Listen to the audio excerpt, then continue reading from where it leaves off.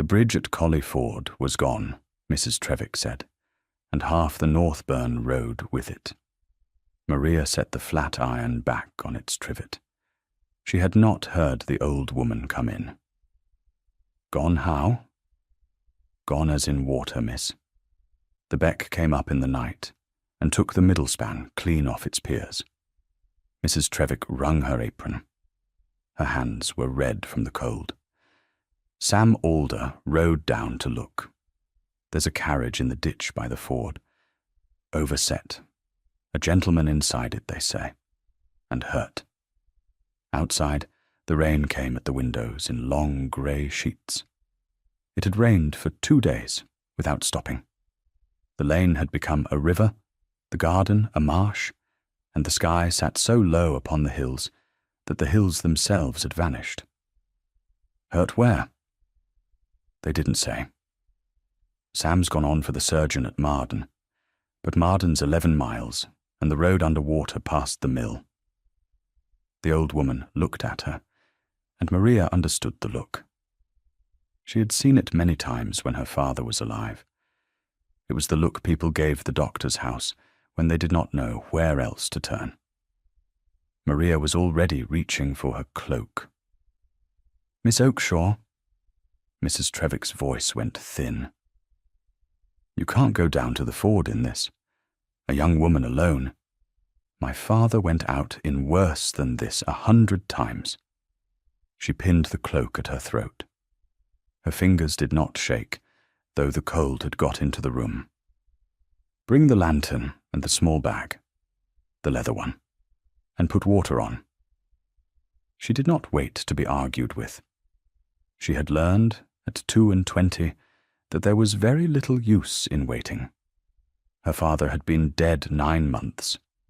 The house he left her was small and honest and much too quiet. 3 rooms below, 2 above, a garden gone to seed. His name still stood on the plate by the door. She had not yet had the heart to take it down. Dr. Oakshaw had been the only physician within a day's ride, and the people of the Dale had loved him in the plain, undemonstrative way of people who cannot spare much. When he died, they had brought her eggs and firewood and a great deal of silence. Then they had gone back to their lives, as people do, and forgotten there was a girl in the doctor's house, with his books and his instruments, and none of his standing. She went down the lane with the lantern held low. The rain found the back of her neck at once. Twice her boots went in past the ankle. Once the mud tried to keep them. But she got to the ford, and there it was, a travelling chaise on its side in the swollen ditch. One wheel still turned slowly in the wind. The near horse was gone. The far horse stood with its head down in the wet. A man knelt in the mud by the wreck. Not the gentleman.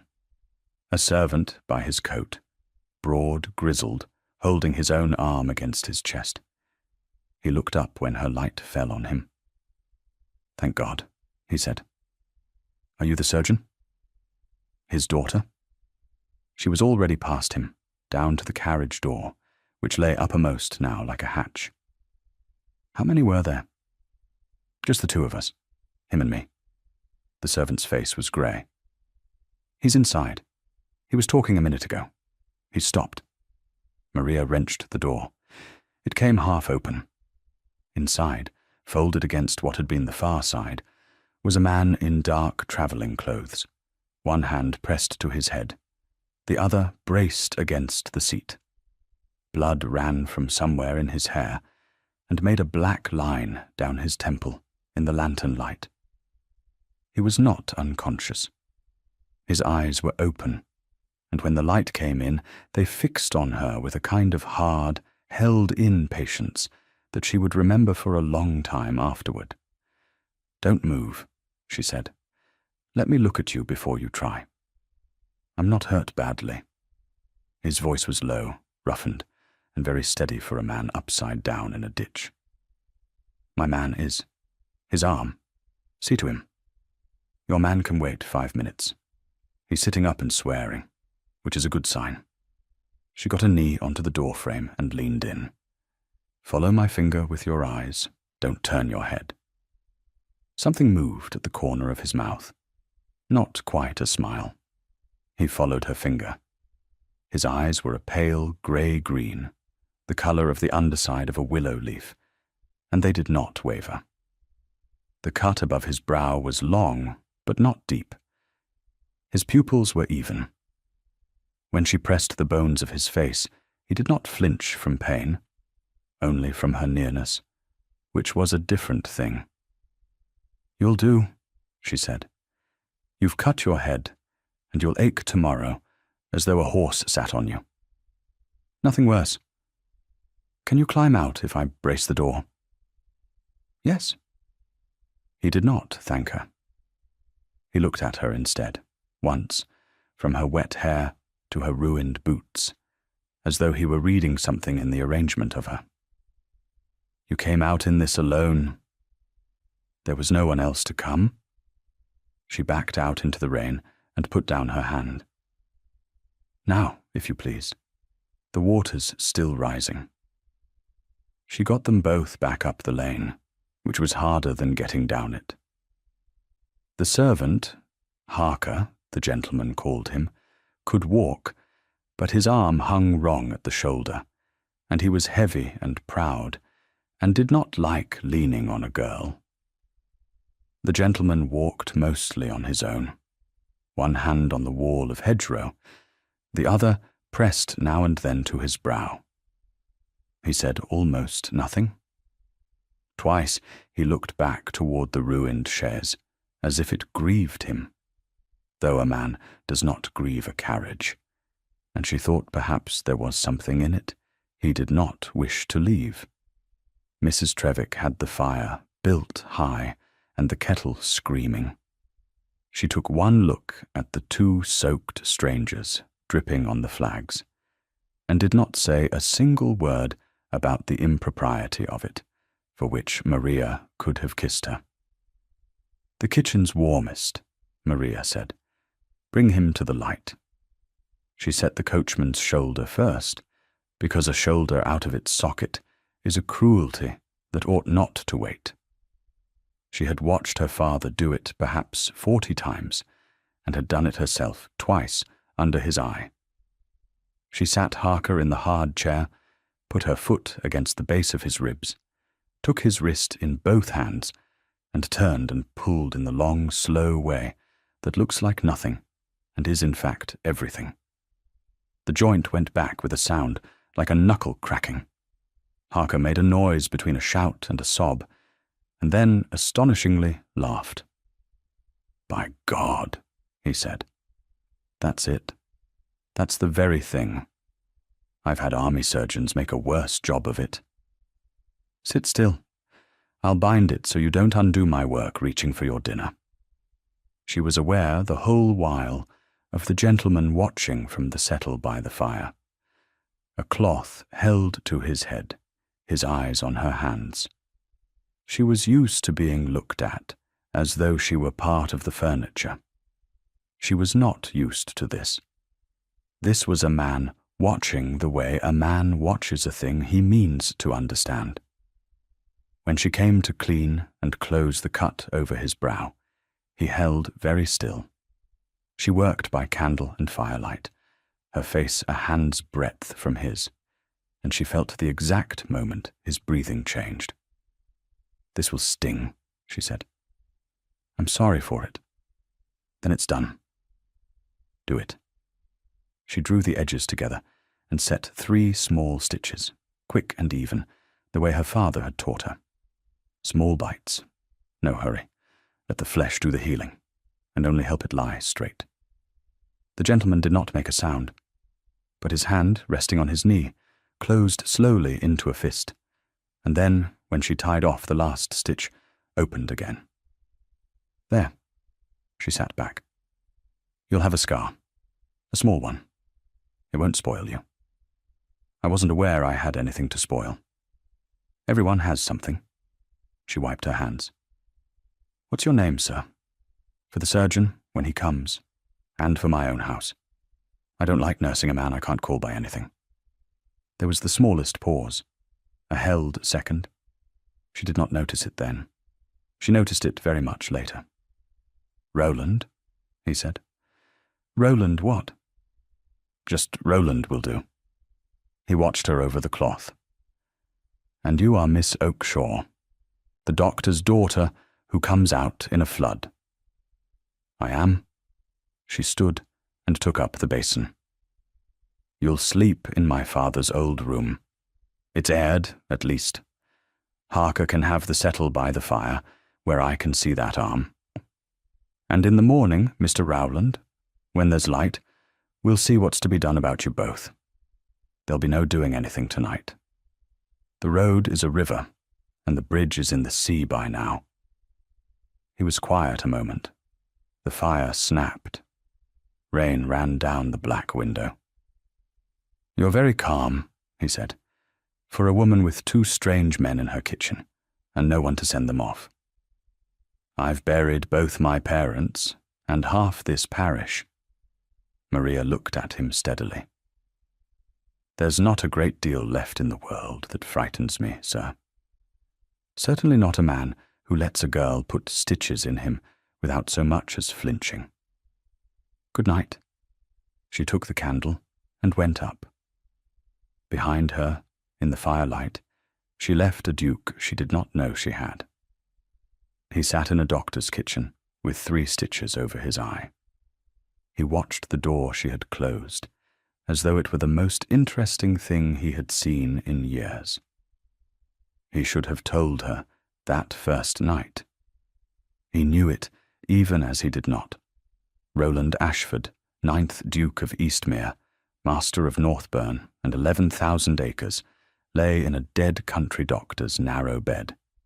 He held 2 lesser titles he never used, and a seat in the Lords he attended only when the whips grew shrill. He listened to the rain. He did not sleep. He had left Northburn 4 days before with Harker and a plain hired chaise, and no crest on the door, as he did once or twice a year, when the weight of being looked at grew past bearing. It was the one indulgence he permitted himself, to go out into the world as a man of no particular consequence, to buy his own dinner and be spoken to plainly, and see how the road looked to the people who had to walk it. His steward thought he went to inspect the northern farms. His grandmother knew better, and said nothing, which was her genius. He had not planned the flood. He had not planned the girl. He turned on the hard mattress, and the cut above his eye pulled, and he thought of her hands. Small, chapped, sure. He thought of the way she had said, "Your man can wait 5 minutes," as though she had ordered dukes about all her life. He thought of, "There's not a great deal left in the world that frightens me," and how she had said it without heat, as a plain report of the weather in her own chest. She did not know who he was. That was the whole of it, and it was extraordinary. Every soul he had met in 10 years had known who he was before he opened his mouth. Mothers had arranged their daughters' faces before he crossed a room. Men had adjusted their opinions to match his. He had grown so accustomed to being a title with a man somewhere inside it that he had half forgotten there was a man at all. Here, in this house, he was only Roland, who had cut his head. He found he did not want to give that up. Not yet. Not for a day or 2. It was, he told himself, a small deception, and a harmless one. The road was gone. He could not leave in any case. Where was the injury in letting her go on, seeing him plainly a little longer, when the plain seeing was the first honest thing that had happened to him in years? He was a clever man, and he had reasoned his way into a great many things in his life. This was the first time he reasoned his way into something he would come to regret and did not know it. The road did not open in the morning. It did not open the morning after. The beck stayed high and brown and loud.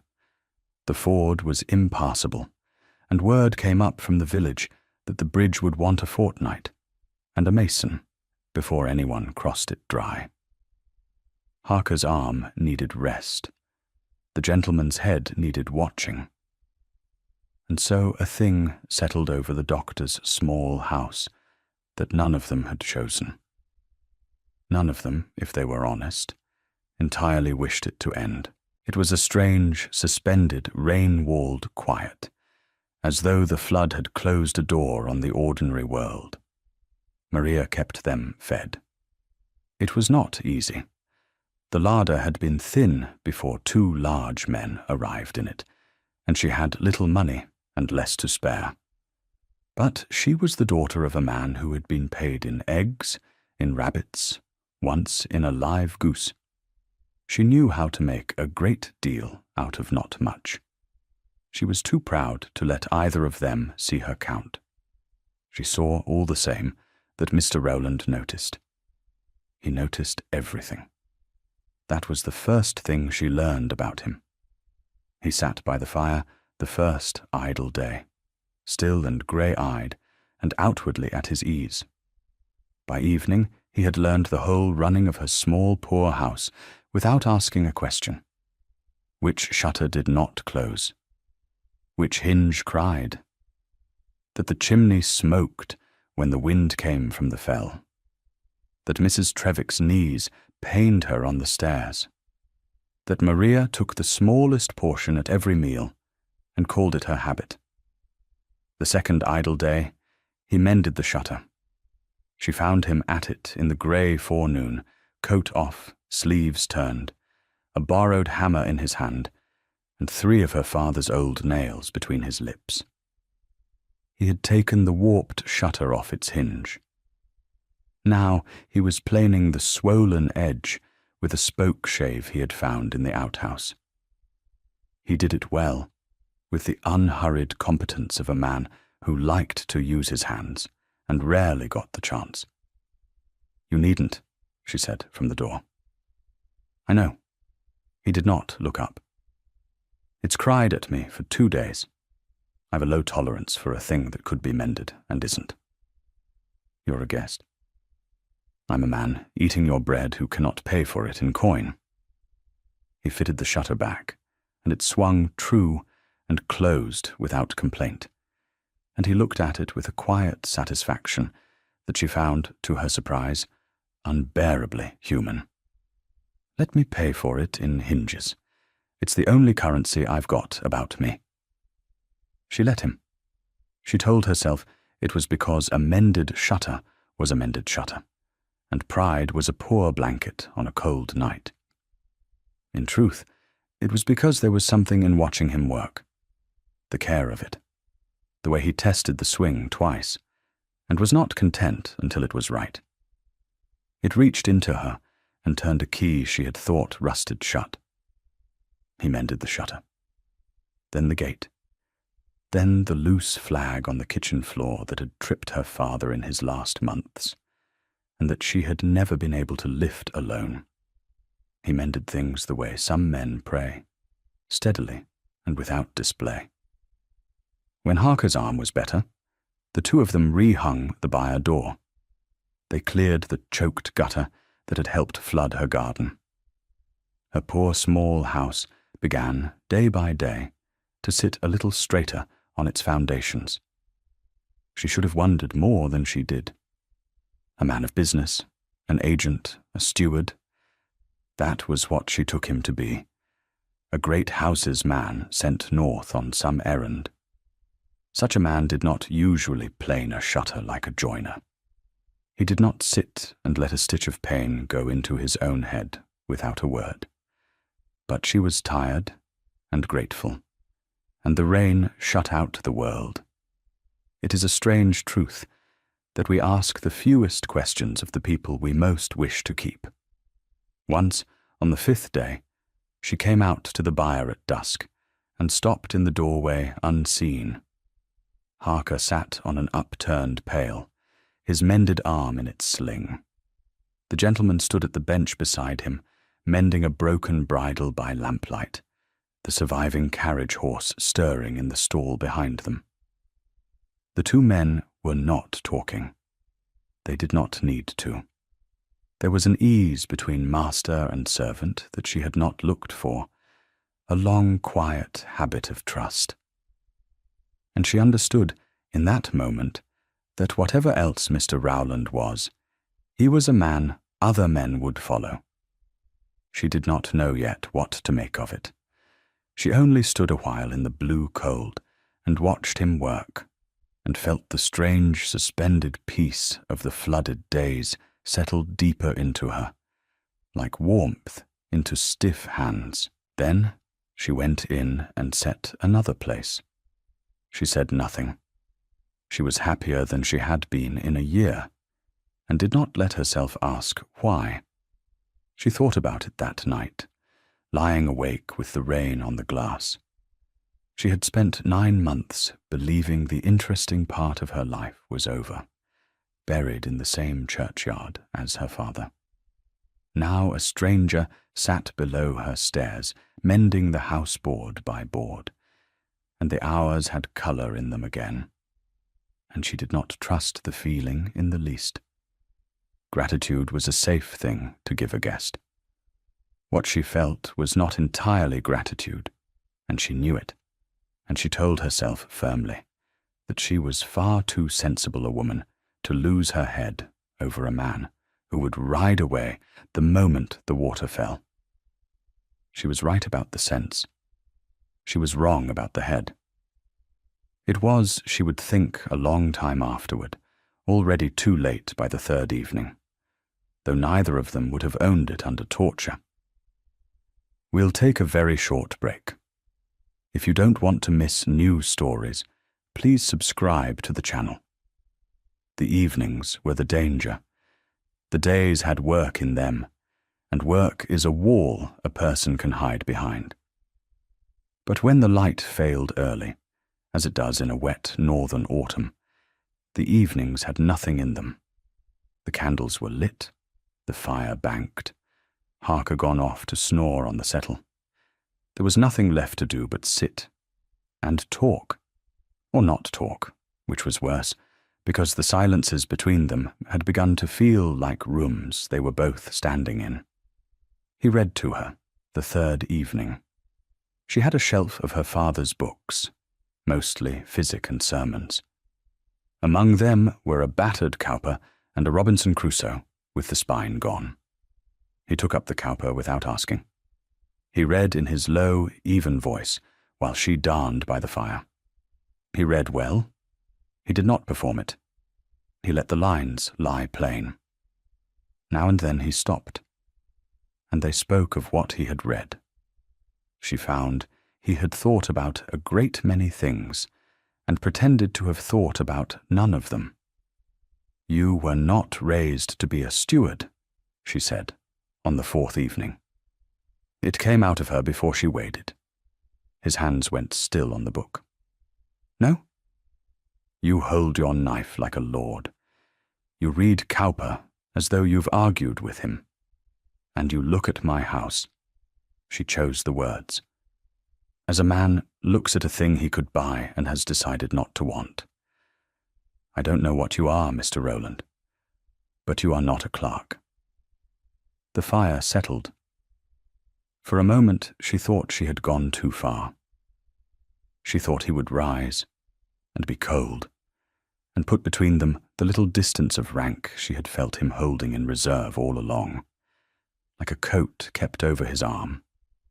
Instead, he set the book down. He looked at the fire, not at her.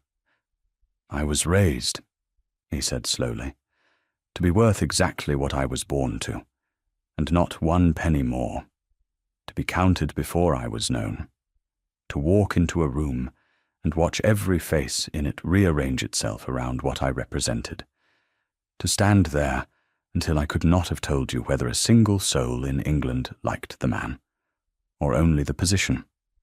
He stopped. "Forgive me. That was more than you asked." It wasn't. She had put her darning down. "It was the truest thing you've said since you came." He looked at her then. The scar over his brow had begun to knit, a small pale seam. "And you? You've told me you fear nothing. That can't be the whole of it." "It isn't," she surprised herself by answering. "I fear I'll grow old in this house, being useful to people who forget me the moment I've been useful. My father was loved. I was the doctor's clever girl who fetched the bandages. When he died, they were kind for a fortnight. And then I became a young woman living alone, which is a thing the world does not know what to do with, and so it looks away from it." She smoothed the darning on her knee. "I'm not pitiable, Mr. Rowland. I have a house, and my hands, and my father's name over the door. But I'm not seen. I have not been seen since I was a child, and I had begun to think I never would be, and that I ought to make my peace with it. That is my fear. Since you asked." The room was very quiet. The rain had thinned to a whisper against the glass. "I see you," he said. 3 words. He said them plainly, without weight, the way he said everything, and that was what made them terrible. She looked up and found his pale eyes steady on her. And she understood, with a lurch of something half joy and half dread, that he meant it exactly. She understood that a great deal of trouble was going to come of it. She did not sleep well that night either. By the 6th day, the water had begun, at last, to fall. The beck ran clearer. Sam Alder came up the mended lane with news. The ford might be crossed on horseback by the week's end, if a man were careful and did not mind wet boots. A cart from Marden had got as far as the mill. The world was coming back. Maria heard the news with a smile she did not feel, and saw the same false smile pass over the gentleman's face, like the shadow of a cloud. And neither of them said what both of them thought. It was that afternoon that the boy came. His name was Robin. He was 7, the cottager Alder's youngest, and he had a splinter in the heel of his hand the size of a thorn, and a great deal of dignity about not crying. His mother had sent him up to the doctor's house. For where else did you send a hurt child, doctor or no? Maria sat him on the kitchen table. She drew the splinter with a needle and a steady hand, while the boy stared at the ceiling and breathed like a small bellows. The gentleman came in from the byre in the middle of it. He stopped in the doorway, and Maria, glancing up, saw a thing cross his face that she did not understand then. A kind of stricken tenderness, quickly mastered. As a man looks at a scene through a window, he knows he cannot enter. "There," she told the boy. "Done. Braver than half my grown patients. Hold still while I bind it. Will it come out my hand, miss? The bad? It's out already. Look, that's the whole of the bad, there on the cloth, and now it's gone in the fire." She lifted him down. "Off home. Tell your mother to keep it clean and dry." The boy went to the door, then stopped and looked up at the tall stranger blocking the light. "Are you the Mrs. Husband?" The kitchen went still. "No," said Roland. "Then who are you?" There was a pause. Maria did not fill it. She found she wanted very much to hear how he would answer a child who had no reason on earth to flatter him. "A man she pulled out of a ditch," he said at last, "and who has been trying to be worth the trouble ever since." The boy considered this with a child's grave fairness, decided it was satisfactory, and ran out into the wet. And in the quiet, after the door banged, Maria and the gentleman, looked at each other across the small, warm kitchen. Neither of them said a word. The not saying was louder than anything either of them might have spoken. He left 2 days later. There was no help for it. The ford could be crossed. A hired horse had come up from Marden with a note from an inn, where, it seemed, some servant of his had been waiting on his master for above a week, with growing alarm. He read the note by the window, with his back to the room. When he turned, his face had put its old distance on again. And Maria understood, with the calm of long practice, that the suspended thing was over. The world had opened its door. She helped Harker with his coat. She wrapped what bread and cold bacon she could spare in a cloth over the coachman's protest, because it was 11 miles to Marden, and men are foolish about food. And then she stood in her doorway, arms folded against the cold, while the gentleman settled his hat and looked at her. She made herself look pleasant and ordinary, not at all as though something were being carried out of the house that she had only just discovered was in it. Miss Oakshire, he seemed to be choosing among several things to say, and to find all of them wanting. I owe you more than I can pay in hinges. You owe me nothing. You cut your head, and I stitched it. It's my trade, or was. That isn't what I owe you for. He held her eyes. I've been a great many places, in a great many houses. This is the first in a long time that I've been sorry to leave. He paused. May I write to you? She had not expected that. Her heart did a foolish thing. A steward, she said carefully, does not write to a doctor's daughter, Mr. Rowland, not without meaning something by it. And whatever you are, and I've stopped pretending I believe you're what you say, you are something I am not. I've felt it since the first night. You needn't write. I shan't hold it against you. Maria. It was the first time he had used her name. He said it like a man setting something down that he had carried too long. Let me write. Against every clear-eyed instinct she owned, she said. Yes. He mounted the hired horse. Harker touched his hat to her, with real feeling. And she stood in the doorway of her father's house, and watched a man ride down the mended lane, out of the small, closed world of the flood. She told herself, sensibly, firmly, and quite uselessly, that she would very likely never see him again. She was wrong about that. She was wrong about a good many things, and she was about to learn all of them at once. The letter came 8 days later, and it was not from Mr. Rowland.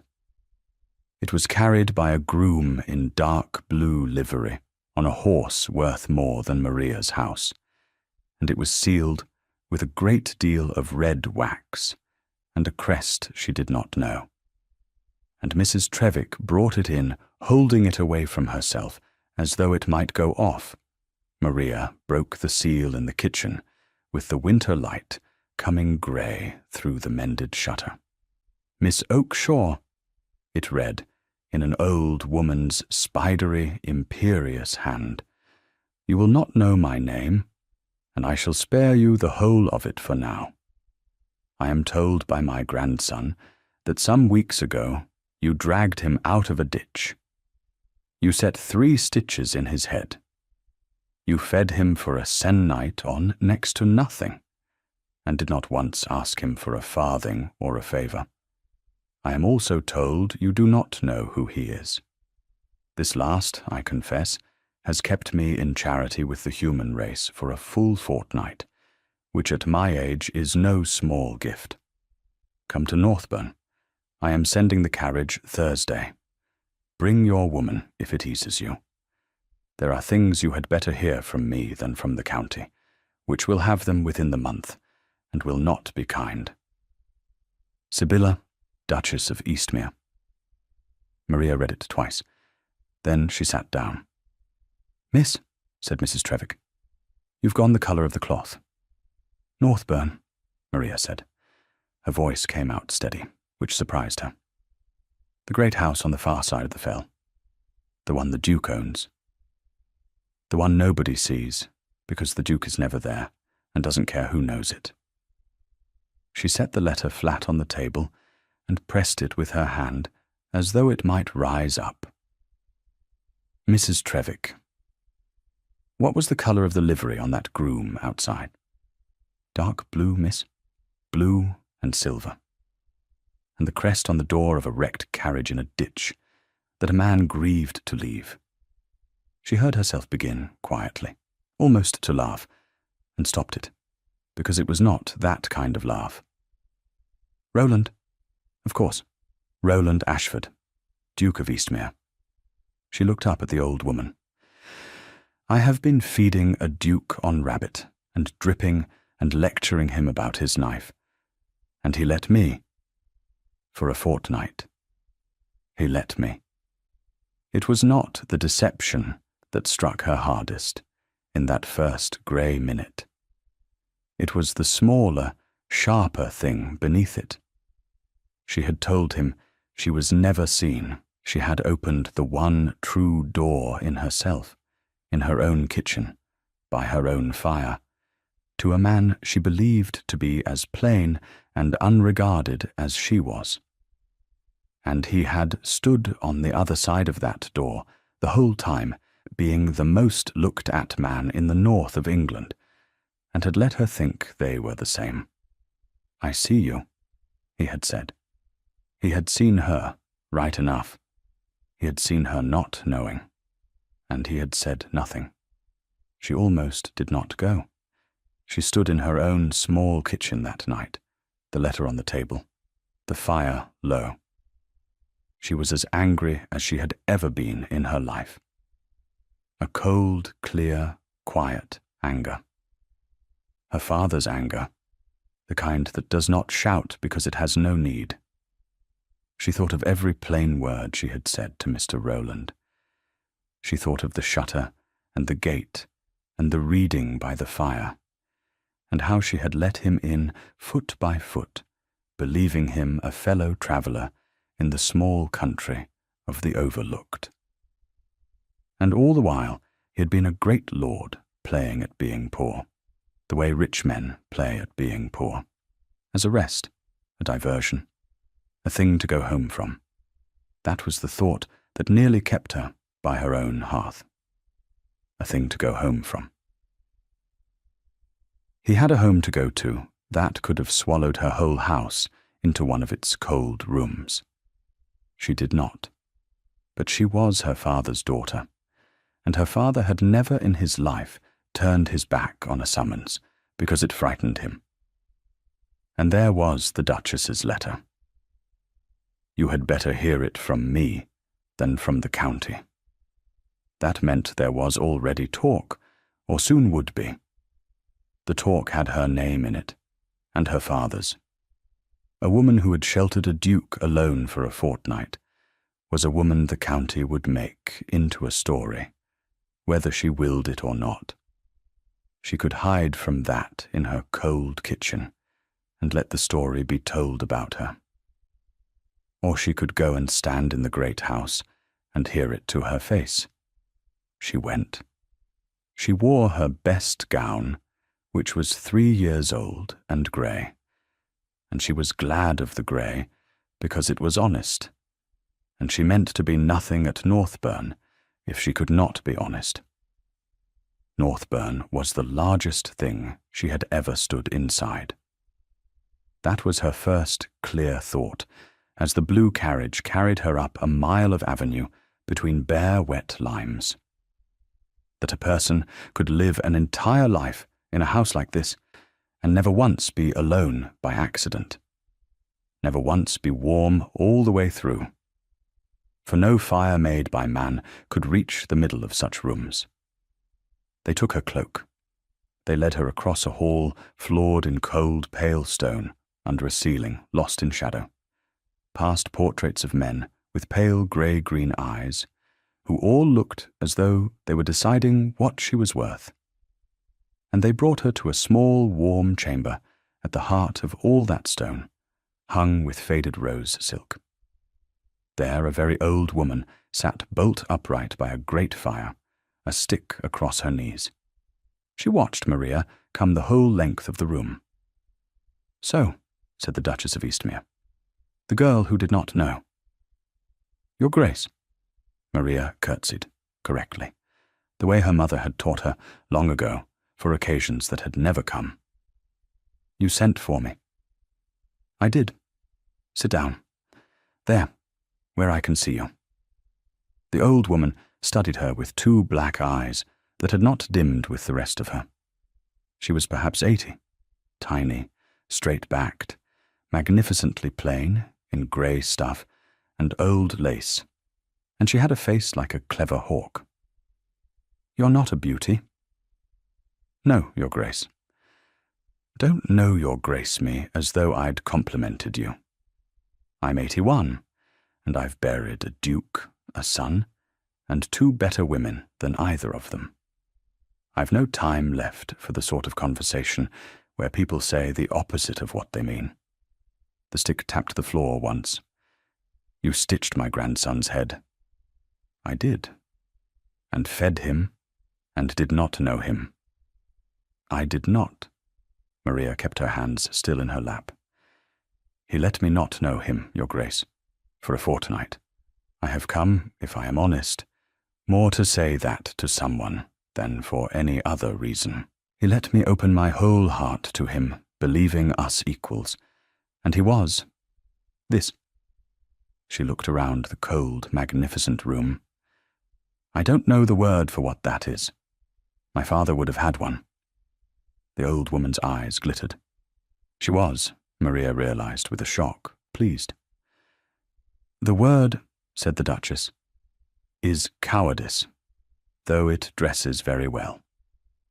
Sit still, girl, and I'll tell you a thing about my grandson that he will never tell you himself, because he doesn't know it, and would deny it if he did." She settled the stick. "Roland has been looked at every day of his life, and known by not one living soul except me. I am old, and will die, and he is terrified of it, of being nothing but the title. So once or twice a year he runs off in a plain coat to be no one, and comes home no better, because you cannot cure a lonely man by handing him a fortnight of being lonely somewhere else." She leaned forward. "And then he ran off, and his carriage broke. A girl came out in a flood and pulled him into a warm kitchen. She treated him precisely as though he were a man. Do you understand what you did to him? You did the one thing that has never been done. You did not want anything from him. He does not know how to survive it. He has come home altered and short. He snaps at the servants, and will not say why. And I, who am old and have nothing left to lose, sent for the reason before he could pretend it away." Maria's throat had closed. "Your Grace, whatever I did to a man named Roland, who does not exist. I don't know your grandson, the Duke, at all." "Neither does anyone else," said the old woman crisply. "That is precisely the difficulty, and precisely why I like you." She rang a small bell on the table beside her. "Now, there is an unpleasantness we must speak of, because I promised you the truth, and the truth is unpleasant. You sheltered an unmarried man, alone, in your house for a fortnight, with no one but an old servant by. In the eyes of the world that has already happened, whatever did or did not happen, and the eyes of the world are the only eyes that count in these matters. God rot them. The county will make a tale of you within the month. It has begun already. There is a young woman in this county who will see to it that it does." A young woman. The old Duchess's mouth thinned. Lady Delphine Everley. My late husband, may he be forgiven a great deal, more or less promised Roland to her in the cradle, and she has never for 1 hour since doubted she would be Duchess of Eastmere. She is handsome and clever. She has waited 9 years. And she has just learned that my grandson spent a fortnight snowed up with a doctor's daughter and came home unable to speak her name at dinner. You are at present the most hated woman in 3 parishes, and you have not yet met a soul who hates you. I thought you had better know it from me. The Duke came at dusk, and Maria was ready for him, and was not ready at all. He came into the rose-room without ceremony, still in riding dress, the small pale scar at his brow catching the firelight. He stopped when he saw her. For 1 unguarded second, his whole face opened like a door thrown wide. Then he saw her own face, and closed his, and stood very straight, and was a duke. "Miss Oakshire," he said. "Your Grace." She rose and curtsied, low and correct. She saw the word land on him like a blow. She had never once in a fortnight given him a title, and now she gave him the coldest one she owned. "I am glad to see your head has mended. You'll have a scar, as I said. Maria, you'll forgive me, Your Grace, but I don't believe you have the right to my given name in this house. You had it in mine. That was a different man." She kept her voice level and her hands folded, and did not let one of them see how it cost her. "You let me believe we were the same. I told you I had never been seen. I told you that by my own fire, as one plain person to another, and you were the Duke of Eastmere the whole time. You said nothing? And then you said—" her voice caught once, and she mastered it. "You said you saw me. You did. You saw me not knowing.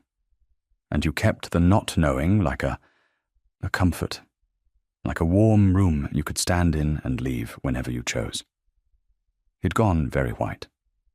The Duchess, in her chair, watched the 2 of them like a general watching a field. "That is exactly what I did," he said, low, not defending it. "And I have known since the moment your letter was written that I would have to stand where I am standing now and hear you say it. I told myself it was harmless, a small thing, a holiday from myself." His jaw worked. "It was the least harmless thing I have ever done. It was the only true fortnight of my life, and I built it on a lie. Now I've broken the one place where I was ever simply a man. I'm sorry, Miss Oakshire. I have not said that word aloud in some years. I find I mean it more than I've meant anything." She had not expected him to give her the whole of it, unarmored. It made the anger harder to hold, which made her hold it tighter, because she did not yet trust the softer thing beneath it. "Being sorry," she said, "is easy in a warm room. My father used to say so. Good night, Your Grace. Your grandmother has been very kind. I'll go home in the morning, and you may all forget me, which is a thing this world does exceedingly well." "You can't go home," said the Duchess from her chair, in the tone of a woman laying down a trump. "That is the other half of what I brought you here to hear. You'll both sit and listen to it, for I am old, and it is my house, and I have earned the right to be listened to." She rapped the stick. "Sit." They sat, both of them, like scolded children. "Now," said Sibylla, Duchess of Eastmere, "here is the world as it is, not as it ought to be. Lady Delphine Everley will have it about the county within the month that Miss Oakshire is my grandson's cast-off, his fortnight's amusement taken up in a flood and thrown down after. She will say it kindly. In that way she has. And it will stick, because there is just enough shape of truth in it to hold the paint. Miss Oakshaw's name will be gone. Her father's name over the door will be a joke in the market at Marden. And my grandson will have done that to the one person who was ever decent to him for nothing. He will have to live with it. He is fool enough that it may be the thing that finishes him. She turned her black eyes on Roland. There is one act on this earth that answers all of it. You know what it is. Grandmother, you will marry her. The fire cracked. Somewhere far off in the great cold house, a clock struck. No, said Maria, standing. I will not be married to mend anyone's manners. I did not stitch a man's head to buy a title with it. I would rather be a byword in Marden and keep my own name than be a duchess bought to stop a scandal I did not make. Good evening. Sit down, girl. You've the pride of 10 and the sense today of half of 1. The old woman's voice cracked like a whip, and astonishingly, Maria sat. I did not say marry him for a title. I said marry him to answer the world, which is a different thing and a plainer one. Listen to me, both of you, and be grown people about it. The two of you have already done the thing the world will punish. You spent a fortnight alone. Marriage is the only sentence the world accepts as served. It restores your name, and it restores his. It costs neither of you a lie. You'll not be pretending to be strangers. You already know each other better than most couples do after a year of drawing rooms. She sat back. Marry to stop the talk. Marry as a bargain, plainly stated, the way sensible people have married since the flood. And then the black eyes went, for one instant, unexpectedly gentle. And then find out at your leisure, in a house full of time, whether the thing you began in that kitchen wants to go on. I make no promises about that part. I only clear you the room to find out. That is all an old woman can do. It is a great deal more than most of them bother with. Maria watched the fire in silence. She was aware of the Duke very still beside her, not pressing her, not speaking, letting the choice be hers, which was the one thing he could have done that reached her. Say it plainly, she said at last, to him, not to the Duchess. Not her, you. Tell me what it is you're asking, in words a doctor's daughter can weigh. No warm rooms, no pretty apologies. The bargain, sir, as it stands. He turned to her fully. The scar caught the light. I am asking you to marry me, he said, to stop a scandal that is my fault, and not yours. That is the bargain, and it is real, and I'll not dress it as anything finer while you're this angry, because you'd never forgive me for it, and you'd be right. You would be Duchess of Eastmere. You would have your own money and your own rooms, and I would never once come to them uninvited. Your name would be safe, and your father's over the door could stay there for pride and not for pity. That is the whole of what I offer that I can promise. He drew a breath. And I'll tell you the rest, though it isn't part of the bargain, and you may throw it back at me. I don't want you for the scandal. I've wanted you since you told me your man could wait 5 minutes. I let you not know me, because I was a coward who could not bear to lose the one honest thing he'd found. If you marry me to save your name, and never give me another inch of yourself as long as you live, I'll count myself paid. I'll have kept you from being made a byword, for the crime of being kind to me. That is everything I have. Weigh it. She weighed it. She was a doctor's daughter.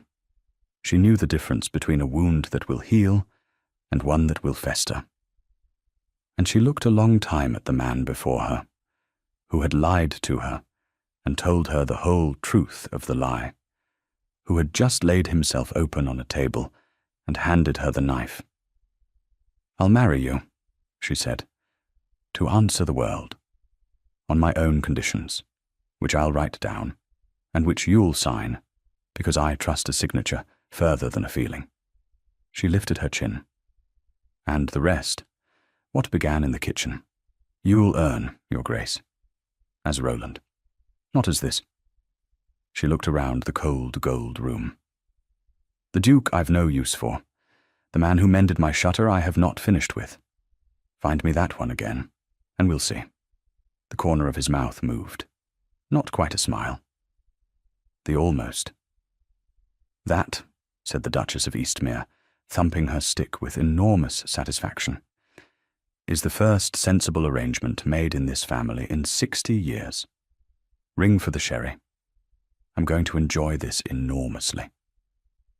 They were married 3 weeks later, quietly, in the small, cold church at Northburn, with the Duchess and Harker and Mrs. Trevik and a handful of tenants for witnesses, and the whole county not invited and furious about it.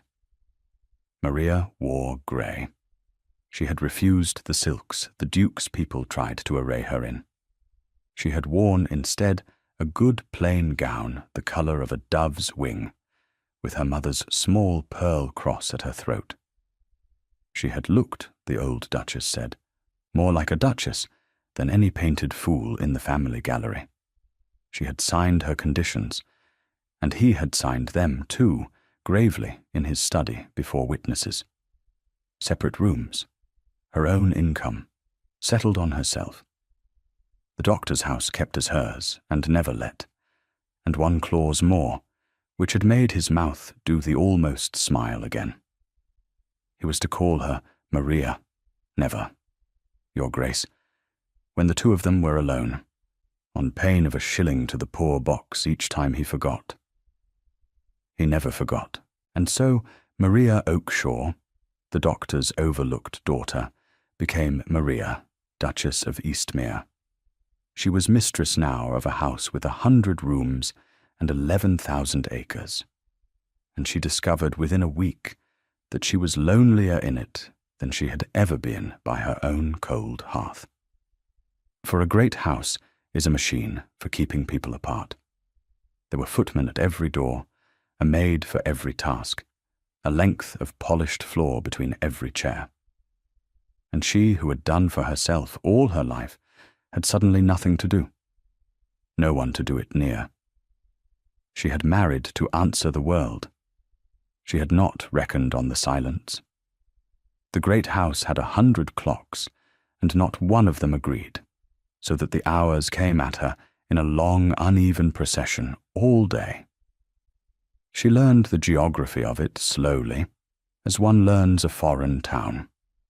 The gallery where the dead dukes hung, the cold state rooms no one entered, the little south parlour where the morning sun came in, which she made her own, because it was the single warm corner in all that grandeur. She was a duchess with nothing to be duchess of, and she filled the empty days the only way she knew, which was to make herself useful to somebody, anybody, before the uselessness swallowed her whole. He came to her, as he had promised, only when asked, which for the first fortnight was not at all.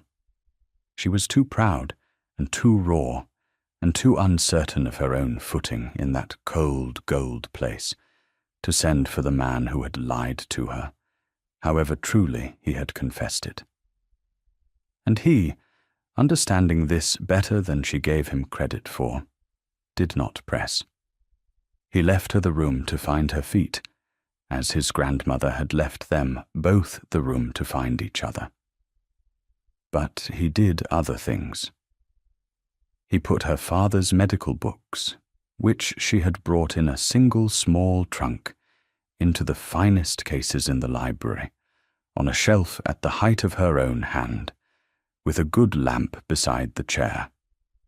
He had the dead doctor's name lettered in gilt on the spine of a blank ledger, and left it on the desk. If she wished to keep an account of the estate's sick, she might. For there were sick, tenants, servants, cottagers, and no surgeon nearer than Marden. He said nothing about any of it. She found them the way she found everything he did, by coming upon the finished thing and knowing whose hands had made it. She began, tentatively, to be of use.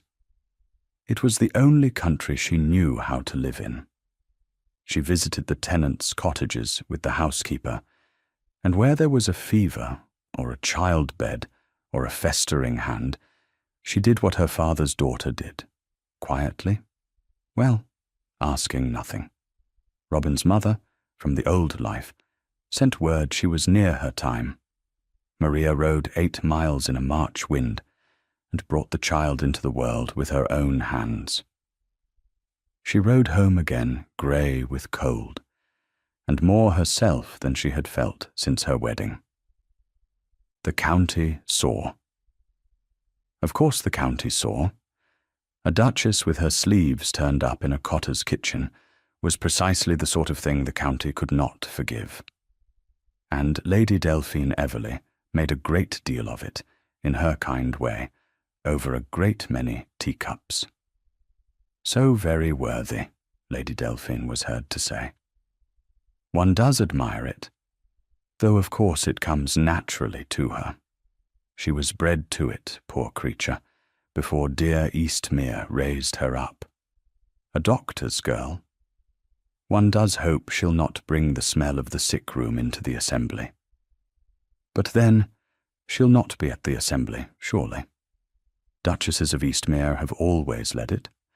This one, I imagine, would rather be lancing boils. It got back to Maria, as such things are always meant to. She heard it out, and thanked the woman who had carried it, and said nothing, and went on setting the estates sick to rights. But it lodged in her, the small barb of it.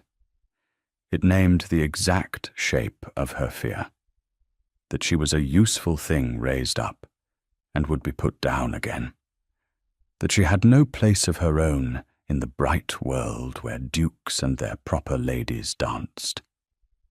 The thaw between them, when it came the way the real one had, slowly, without announcement, in the evenings. He found her in the library one night, late, the fire down, the good lamp lit, her father's ledger open on her knee. And instead of retreating, as he had trained himself to do, he stood in the doorway a moment. Then he said, "May I sit? I'll not talk if you'd rather. I've had a day of men who wanted things. I'd like to be in a room with someone who doesn't." She studied him a moment. Then she moved the branch of candles to make room, which was its own answer. He came and sat across the hearth from her. He took up the battered cowper. He had had it brought from the cottage, she saw, and read, low and even, while she wrote up the day's sick in a doctor's small, clean hand. And the great cold room grew, for an hour, no larger than a kitchen by a flood. It became their habit. Neither of them named it. He came to the library when the house was abed. He read, or did not read, and by degrees, over many such nights, he told her the things his grandmother had said he would never tell, the father who had valued him for the succession, and not once for himself. The mother dead too early to be remembered. The betrothal in the cradle to a girl he had never chosen, and had never quite found the courage to refuse. For refusing was a scene, and a Duke of Eastmere did not make scenes. The long grey certainty that he was a position with a man rattling around inside it like a dried pea in a drum. "And then," he said one night, not looking at her, "a girl came out in a flood and shouted at me for turning my head.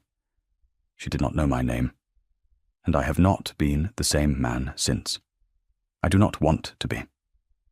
He turned the book in his hands. "I did you a great wrong, Maria. I know it. I don't ask you to have got over it. I only want you to know that the fortnight in your kitchen was not a holiday I went home from.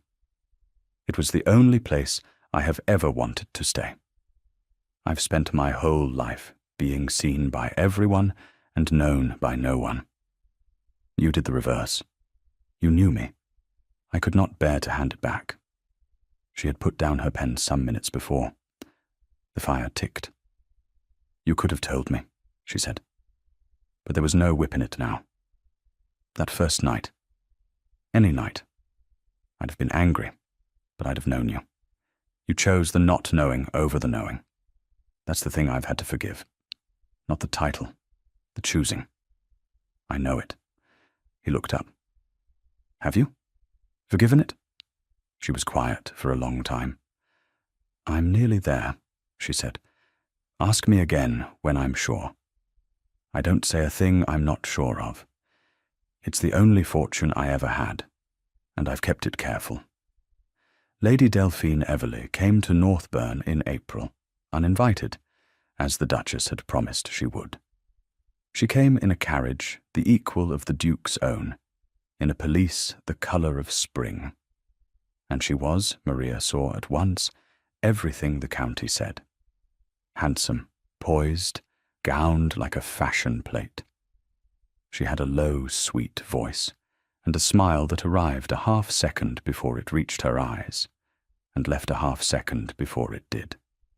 She was the sort of beautiful that has never once had to be kind, and has therefore never learned how. She had waited 9 years to be Duchess of Eastmere, and she looked at Maria across the cold, pale hall as one looks at a stain on a thing one had thought to inherit. "Your Grace." She curtsied to Maria, exactly a degree too little, and made the degree count. "How charmingly you've settled. I confess I could not stay away. One hears such things. One had to come and see the fortunate creature for oneself." The eyes travelled over Maria's plain grey gown. "And you're just as they say. How refreshing. We are all so very tired of polish." "Lady Delphine?" Maria curtsied back, exactly correctly, giving her nothing to catch. "You'll take tea? You've come a long way to see me, and I'd not have you go thirsty for it." Something flickered behind the lovely face. She had come for a scene and been handed a teacup, and she did not care for it. She stayed 3 days. They were 3 days of small, sweet, expert cruelty, and over the course of them, Maria came to understand exactly what she was dealing with. For Lady Delphine did not rage or scheme in any way a person could point to. She admired. She admired Maria's courage in wearing grey to dinner when the other ladies wore silk. She admired the quaint medical books in the library, and wondered aloud, laughing, whether the Duke's mother's portrait quite liked hanging over a shelf of them. She told long, fond stories of Roland's boyhood, of the summers she had spent at Northbourne as the future of the house, of 100 small, shared things that drew a bright closed circle, with herself and the Duke inside it, and Maria without. And she did it all so kindly, with such apparent warmth, that to object would have been to seem the very shrew the county already thought her. And she watched the Duke. That was the thing Maria saw that the others did not. Under all the sweetness, Lady Delphine watched Roland with a hunger that had gone past love into something colder, something more frightened. It was the look of a woman who has staked her entire self on a single square, and has just seen the wheel begin to turn against her. The blow, when it came at dinner on the 3rd night, and it was aimed with great care. There were guests. The Duke had been persuaded to a small party, the first at Northbourne in years. The long table blazed with plate and candlelight, and Maria sat at the foot of it in grey, among a dozen ladies in silk, and felt every eye that was not looking at her. She bore it. She had borne worse. She talked with the old clergyman on her right about the parish sick, which was the one subject at that table she knew better than anyone, and she was, in her quiet way, holding her own. Then Lady Delphine, from her place near the Duke, lifted her sweet voice down the length of the table. "Your Grace." "Maria, may I?" "I've been longing to ask you all evening, and I know you'll forgive an old friend of the family for being curious." The whole table stilled to listen, as it was meant to. "Is it true? The story is all over the county, so you'll not mind my saying it plainly, that you and dear Eastmere were quite alone together in your little house for a fortnight, before any of this? No chaperone at all, they say. Only some old servant. I do think it the most romantic thing. Though, of course, the smile arrived and did not reach the eyes. Of course, some people are so unkind and will call it other things than romantic. I only mention it so you may be armed. One does like to help." The silence at the table was total. It was the silence of a dozen well-bred people who have just been handed exactly the thing they came to be handed, and are pretending to be shocked by it. Maria set down her glass. She was aware of the Duke at the far end, gone very still, his hand tightening on the stem of his own glass, a man about to rise and defend his wife, and thereby make the thing 10 times worse. She caught his eye down the length of the table, and with the smallest movement of her hand, she stopped him. This was hers to answer. She had married to answer the world. It was time she did it herself. "It's quite true," Maria said. Her voice was not loud, but it was clear and steady, and it carried the length of the table the way her father's had carried across a sick room, and every fork stopped. "His carriage broke in the flood," she said. "The bridge at Colley Ford had gone in the night. There was a man in a ditch with a cut in his head. There was a servant with his shoulder out of its socket. There was no surgeon within 11 miles of impassable road. And I am the daughter of the man who was surgeon to that dale for 30 years. She looked calmly down the table at Lady Delphine. "So yes, I took 2 hurt strangers into my father's house, in a flood, alone, with one old woman to help me. I set the servant's shoulder and stitched the gentleman's head. I fed them for a fortnight on what I had, which was not much. And I asked them for nothing. If that is a scandal, Lady Delphine, then I am very glad to own it, for it is the same scandal my father committed every week of his working life, and the parish buried him loving him for it. No one moved. You call it romantic," Maria went on, "and then you offer, so kindly, to arm me against those who'd call it worse. But there's no worse in it, and you know there isn't, and everyone at this table knows it too, however much some of them might relish the other. A man was hurt. I helped him. That's the whole of the story." She turned her steady grey eyes full on the beautiful frightened woman across the candles. "I think what troubles you, Lady Delphine, is not that I was alone with him. I think it is that I did not know who he was, and that he stayed anyway. That is a different thing, and I understand it wounds you, and I am sorrier for it than you will believe. But I'll not be made a byword to soothe it. I've a name of my own. I mean to keep it. For one long moment, Lady Delphine Everley sat perfectly still, and her lovely face did a thing Maria had not expected, and would remember with something close to pity for the rest of her life. It crumpled. Only for an instant, and only at the eyes. But Maria, who had watched 100 people in the moment the worst news reached them, knew exactly what she was seeing.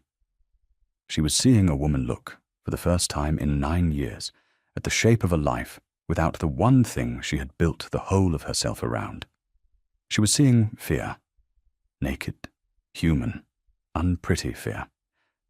Then the mask came down again, sweet and smooth. But it was too late. The table had seen it too, and the table's sympathy, that fickle, merciless thing, had turned all at once. It had turned toward the woman in grey, who had answered so squarely, and not toward the beauty who had struck in the dark. "Well," said Lady Delphine, with a small, bright laugh that fooled no one. "How stoutly you defend yourself. I only meant to be kind." "I know you did," said Maria gently, and let her keep that, because it was the only thing the poor woman had left to keep. And Maria had not been raised to strip a defeated creature to the bone. "Will you take more wine? The lamb is very good." The Duke found her afterward on the long, cold gallery, where she had gone to stand at a black window, and let her heart come down out of her throat. She heard him come. She did not turn. "You didn't need me," he said. He stopped a little way off. "I was halfway out of my chair to do it badly, and you stopped me with your hand, and you did it better than any man at that table could have. You did it better than I have ever seen it done." A pause. "You were magnificent, Maria." "I was frightened the whole time." She kept looking at the dark glass, at her own grey reflection floating on it, at the rain that had begun again against it. Soft now, an ordinary rain. "My knees have only just stopped. That's what magnificent is." He came to stand beside her at the window, not touching, the width of a hand between them. "Not the absence of the fright, the going on through it. I've watched brave men in the Lords who hadn't a tenth of it." He was quiet a moment. "She'll leave in the morning. I don't think she'll trouble you again. There's nothing crueler you could have done to her than the kindness you did at the end. And I don't think she has any idea what to do with a woman who wins and then hands back the field. I didn't do it to win." Maria turned at last and looked up at him. The scar sat pale over his brow in the reflected light. "I did it because I saw her face. And I've seen that face before, on people who've just lost everything, and I couldn't strike it one more time. Whatever she is, she's spent 9 years being told she'd be you. And then she wasn't. That's a hard thing. It doesn't excuse her. But I've buried enough people to know that everyone's carrying more than they show, even the ones who show us their worst." He looked down at her, and something in his pale eyes moved and settled, the way a thing settles when it has at last found its place.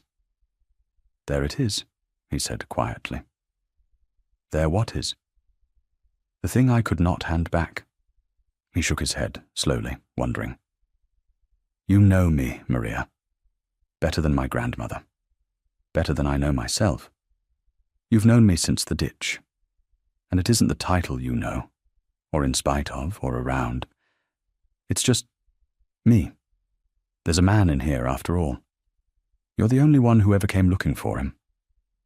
The rain whispered on the glass.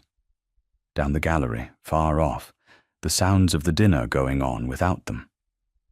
And Maria, Duchess of Eastmere, had married a stranger to answer the world.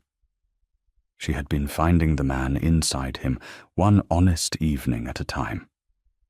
Now she looked up at that man and knew, with the plain, sure knowledge that was the only fortune she had ever trusted, that she was near enough now, that she was there.